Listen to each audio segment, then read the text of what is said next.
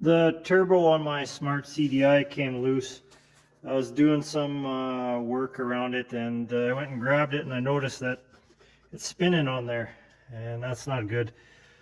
So what it is there's a plate, and then the housing goes onto that plate, and it's held on by a snap ring.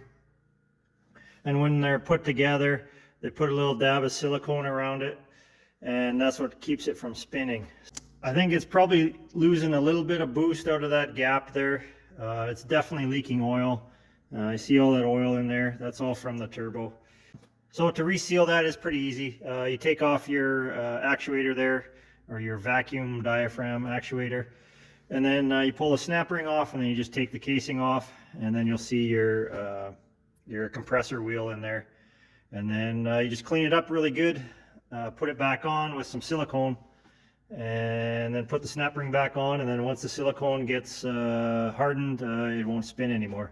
But make sure you have it all connected in the right angle where you want it, because once the silicone sets up, it's not going to want to come off too easy. You'll have to use like a rubber mallet or something to get it off.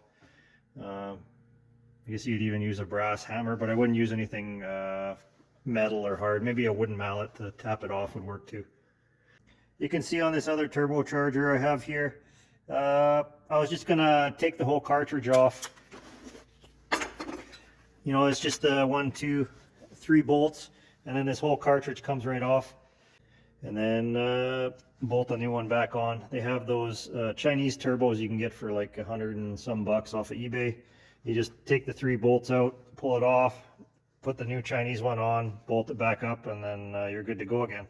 I don't know how long they last or if they're durable or not, but you know, if the old one is wore out. I was just going to bolt all this back on, but this one has a couple blades on the turbo. I don't know what happened there. Somebody stuck something in, or it sucked something in.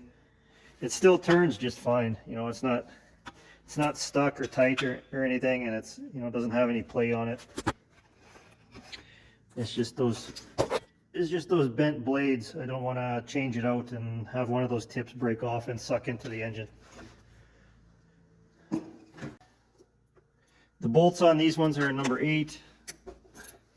On the other turbocharger, they're number 10. So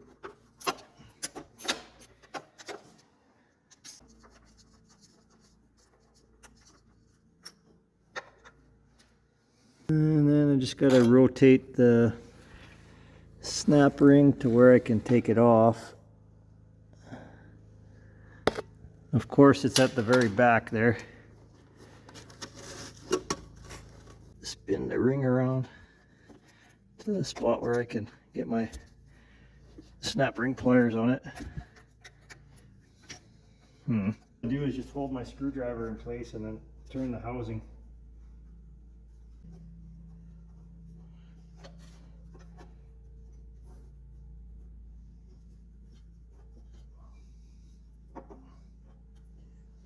There's our snap ring.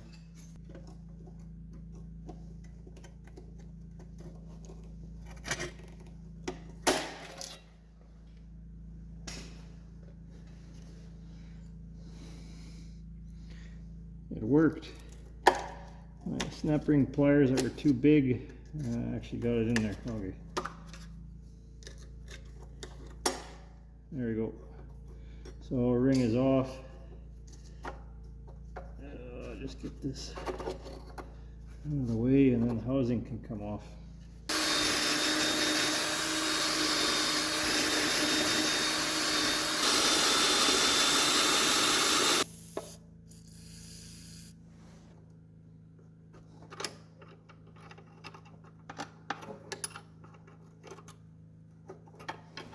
There we go. Luckily it came loose.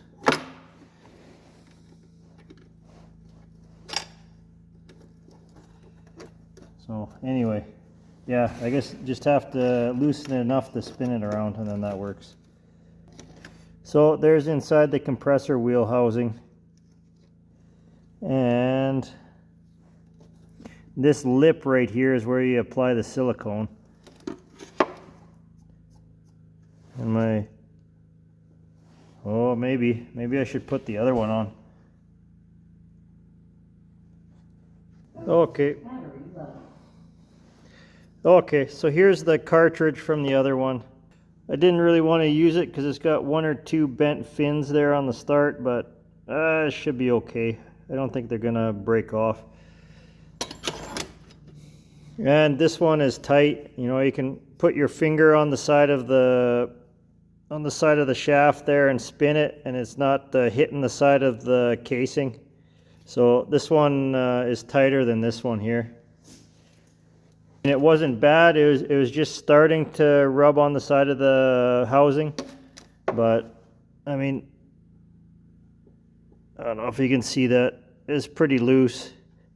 So I'm going to pop these 3 bolts off, pop the oil feed off, the return line, and then we'll just tap this thing out with a chisel and a hammer.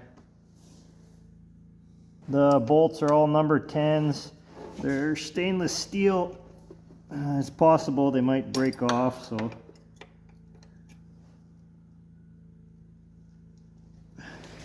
I'll just be gentle with them.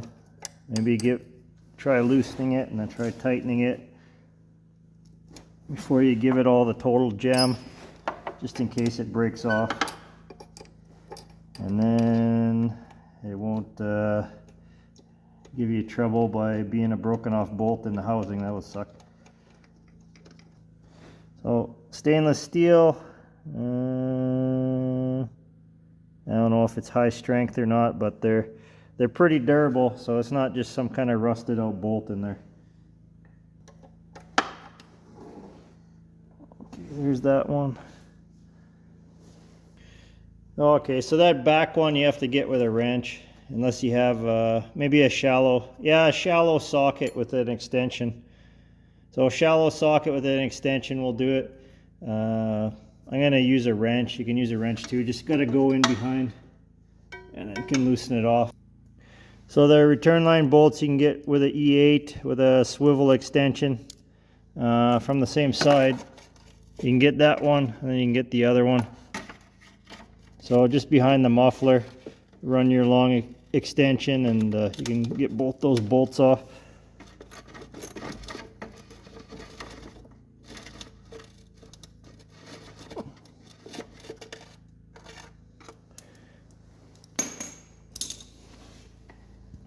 There we go, that's the return line off. And there is a gasket in there. I think I made that gasket. Yeah, that's a homemade gasket. I was worried that was gonna burn out, but it didn't, because it was leaking. Normally I think it's just metal on metal there.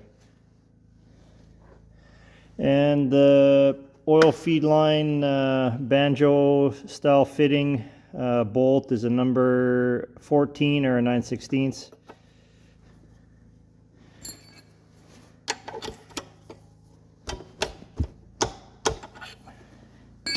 There's a copper washer on the top or a brass washer, and a brass washer on the bottom. Don't lose those washers. Those are the sealing surfaces.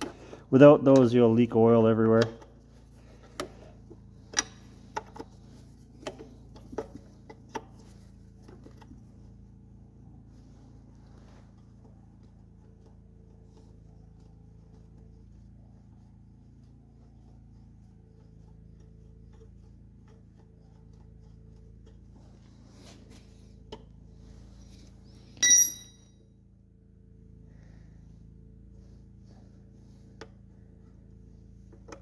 There we go. Do I have a washer on the top? Oh yeah, it's on the bolt. Yeah, tiny little washer on the bolt. The bottom one's thicker. I think I put the bottom one in. Okay, so oil feed is off. Oil return is off. Just got to take that last number 10 bolt off the turbo cartridge, and then we can throw a chisel on that tab there and just hammer it off.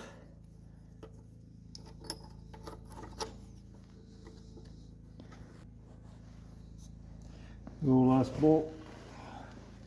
And I just got a big chisel. The end isn't very sharp. It's a well used chisel. I don't want to make any burrs or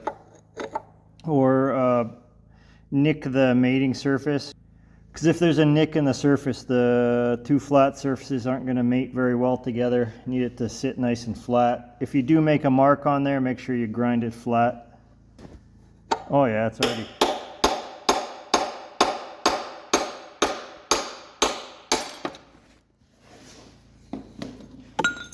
There we go, just like that.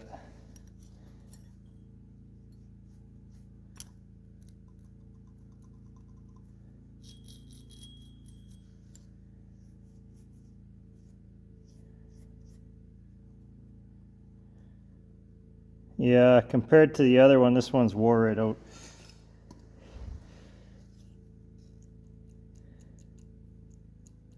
This one has a little bit of play in it, but not anywhere near what this one has. So it was time to change out. And then there's no gaskets or anything in there. But what I am gonna do, I have some copper anti-seize. I'm going to put around there and then just tighten it up. But it's made by Permatex, copper anti-seize. It's pretty good stuff. Don't need a whole...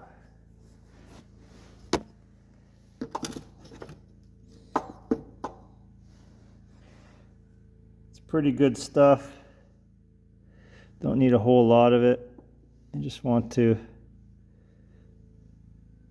run a little bit around the mating surface. It'll squish out if there's too much and help seal up the area if there's any kind of imperfections like rust or something like that. So what I'm gonna do is I'll have to clamp the shaft and try to get that nut off now.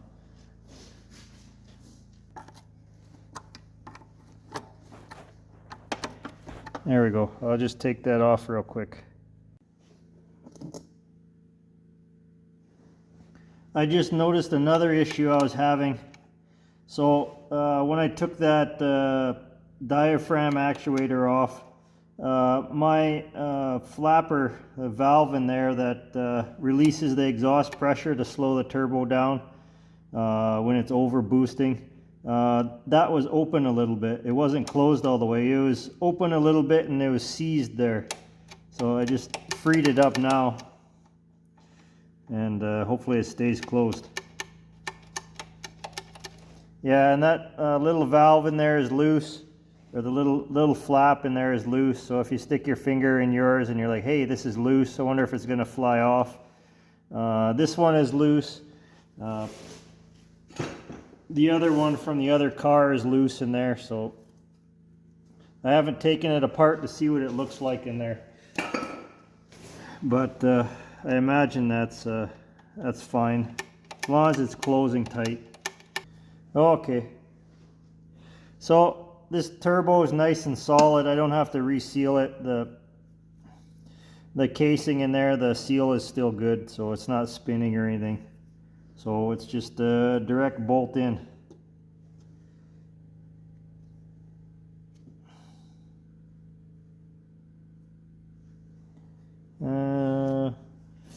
This was sitting in a bin of parts, so just make sure there's no crud in there.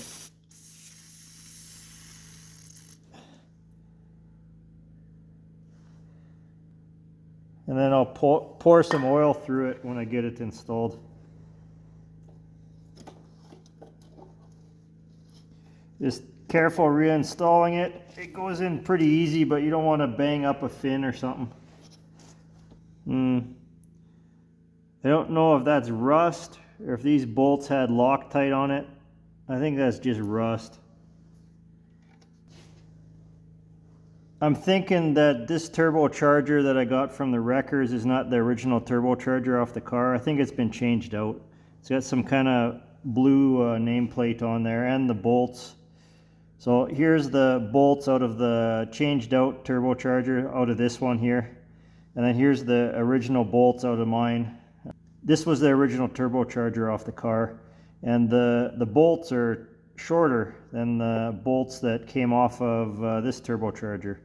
So I'm thinking this one came as part of a kit, and then it sent some longer bolts with the kit, so you get more bite when you go to screw it back together so they don't strip out.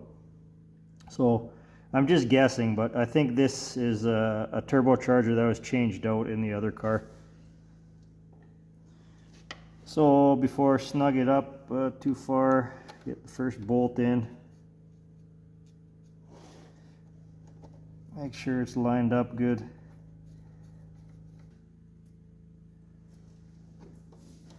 Okay, one more try. It's already like 1 a.m. so it's starting to be a tomorrow project. Well, it is a tomorrow project, yeah. It's already a tomorrow project. Started as a yesterday project. It's already into a tomorrow project.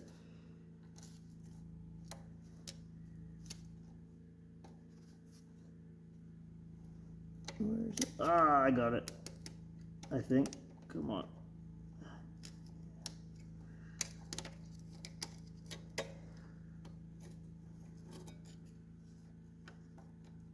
There we go.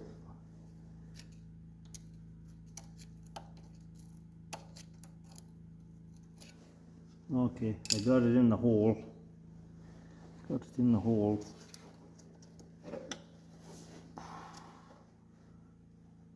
Just getting it started might be another challenge.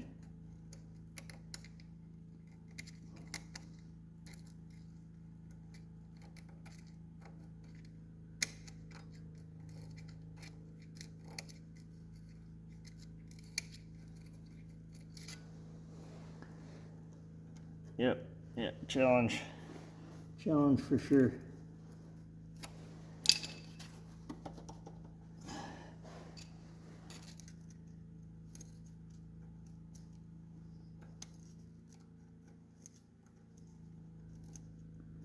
There we go. So just a screwdriver on the bottom and a finger on the top, and that's how I can get it started anyway.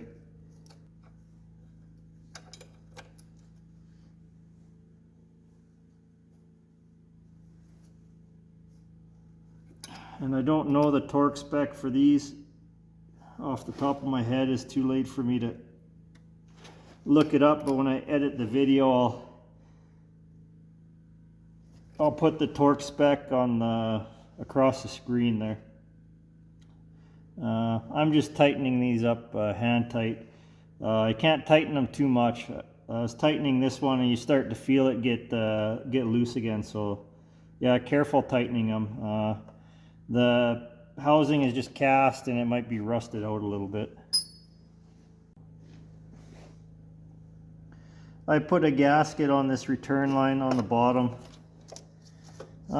Just a homemade gasket out of thinner gasket material. I put the copper anti-seize on the gasket. Well, last time it's hard to see the copper on there. You can kind of see it shining. But the bottom was leaking before. That's why I put the gasket on there, even though usually it's just metal on metal. So if you don't have a gasket on yours, don't worry about it. It probably didn't have one on there, but you can make a gasket for it if you want. This is just from the gasket sheet material. I just cut it out with scissors, and then you know, cut out the center with a drill bit, and then there's a gasket. There we go. So the drain's on the bottom. Just a cap full of oil. Get in there. There we go.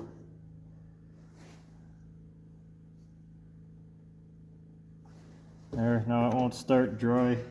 If you have any grit in between that copper or brass washer or aluminum washer, it may or may not seal. The grit might dig into the washer and then just become part of the seal, or it might make a spot for it to leak. So, I don't know. I should really be having cleaner hands to do this, but it's 1 a.m. I'm not gonna go wash my hands now. There we go, got my sealing washer, top and bottom.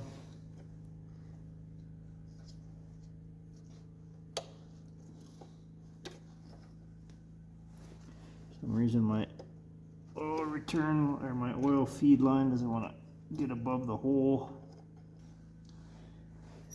Yeah, I must have bent my oil line. It's going in there really difficult.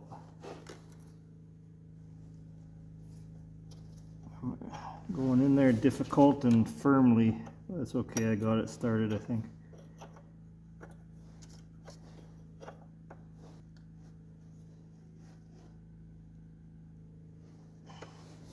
That should do it. The pressure isn't that high. It goes through there. It's pretty much just like a straight through. Just goes into the bearing and then out. I don't know the torque spec on these either, but they don't have to be that tight. And they're into the aluminum housing, so don't tighten them too much.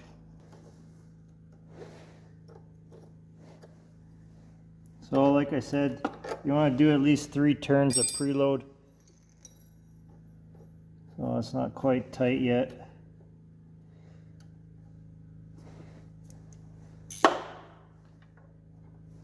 So I'm snug there.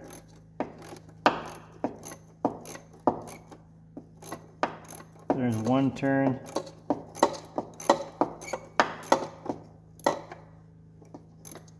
There's 2 turns. It's like 2 1/4 turns. So pretty much when it snugs up with that other nut, that's my 3 turns right there.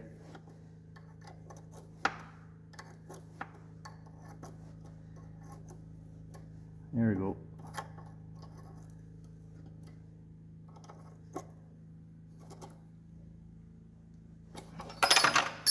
So this shaft is preloaded. It's actually pulling that diaphragm out. And for that to pressure up and actuate, you know, the pressure inside the turbo housing has to be pretty high for it to continue pushing it out. So this diaphragm also keeps the preload on this valve to hold it in. So if you're not getting enough pressure, or if you just tighten this up and the valve is just like barely closed, then you're never going to have full boost. So three turns of preload. So it'll pull this shaft out for three turns of preload, in other words, and hold it tight. There we go, locked in place. So everything's tightened up, return is tightened up, oil feed line is tightened up, housing bolts are tightened up. Now I guess I'll just start it up and we'll see if it's turning freely, and yeah.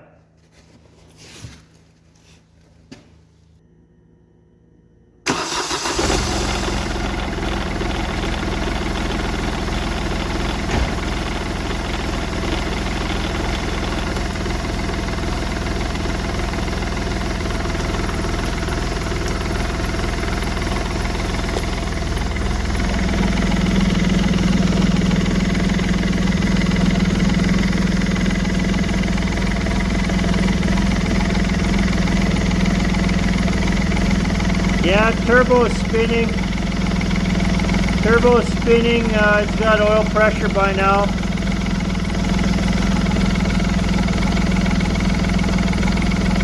So that's good to see.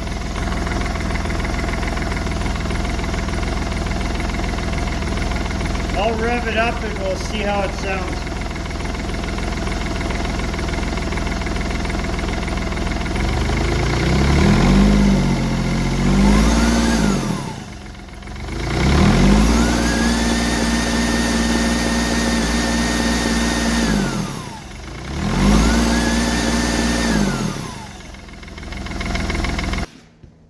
Yeah, that sounds a lot better than the old one.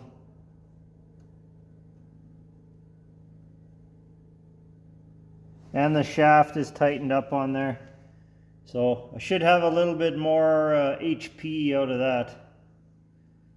Maybe a whole 1/4 of a horsepower. Probably more. Probably more. Okay, I got the intake pipe in there. No intercooler in sight. See, it just runs right from the turbo. It's right there, the output is there. And then it comes back in underneath the EGR valve. I don't have the intake air temperature sensor plugged in yet because I want to see if the engine light will come on without it.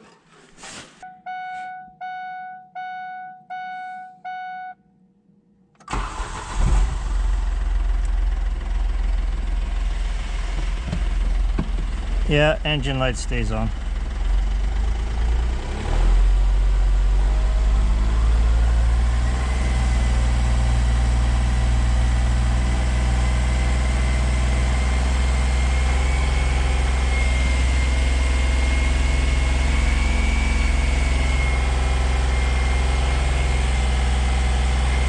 But it's making boosted idle. It never did that before. It says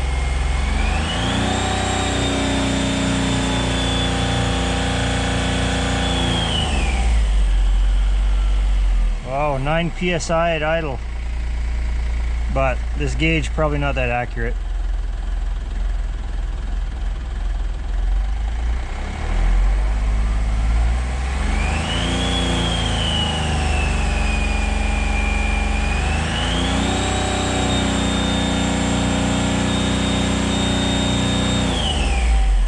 Holy shit, 11 psi at idle.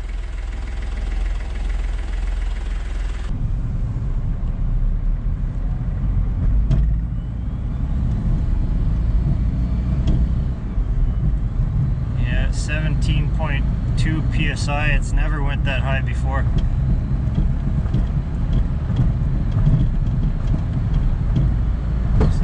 Oh, no. Okay, I got the intake all buttoned back up. It shouldn't blow off now. I am gonna back off the turbo a little bit.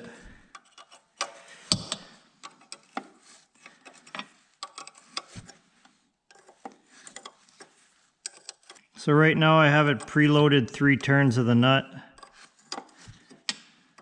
So I snugged it up till the flapper was all the way closed and the shaft was just sitting there at rest.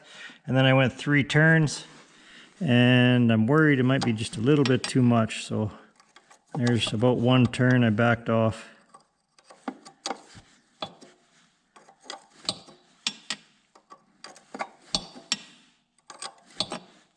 I'm gonna go back it off right until it's just hand tight.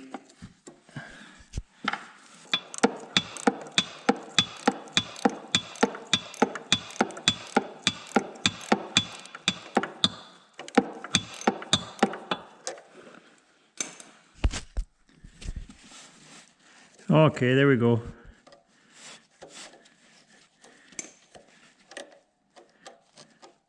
So there's the flapper valve all the way tight. Here's the diaphragm at rest. Okay, so there's it snugged right up.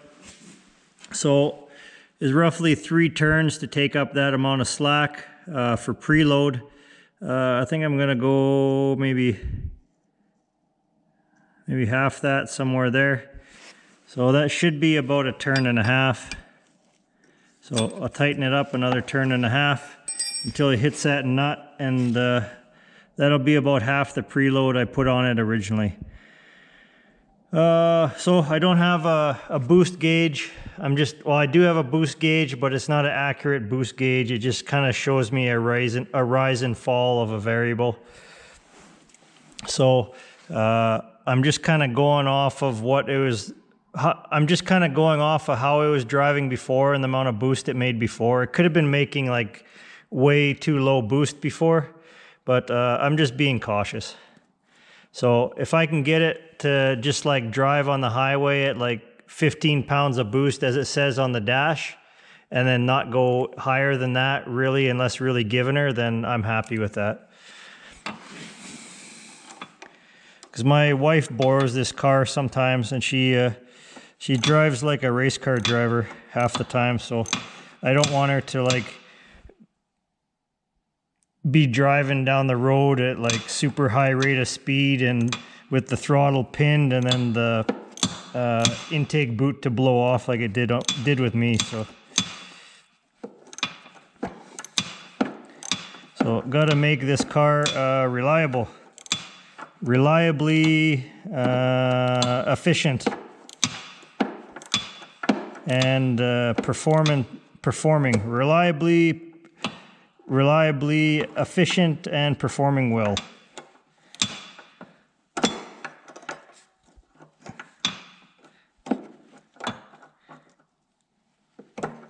Okay, that's pretty much it there.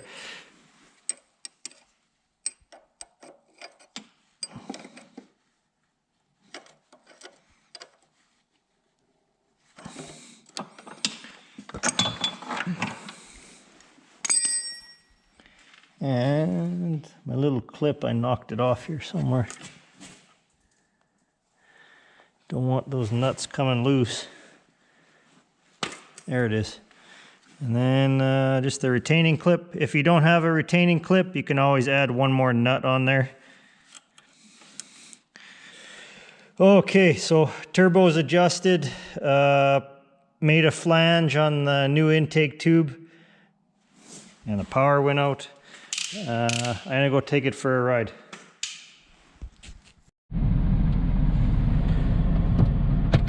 Okay, let's try this again.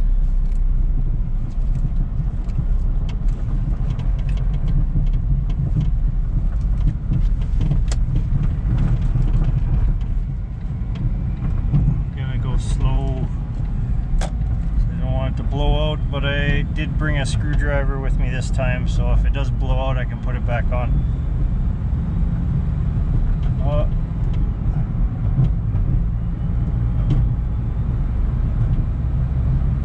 Hey, look at that. Yeah, the boost is lower, so that turn and a half worked out good.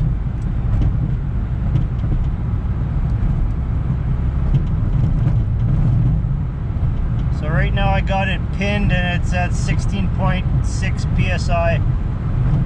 And before it was at 17 at like half throttle. So hey, that's working good. I'm happy with that.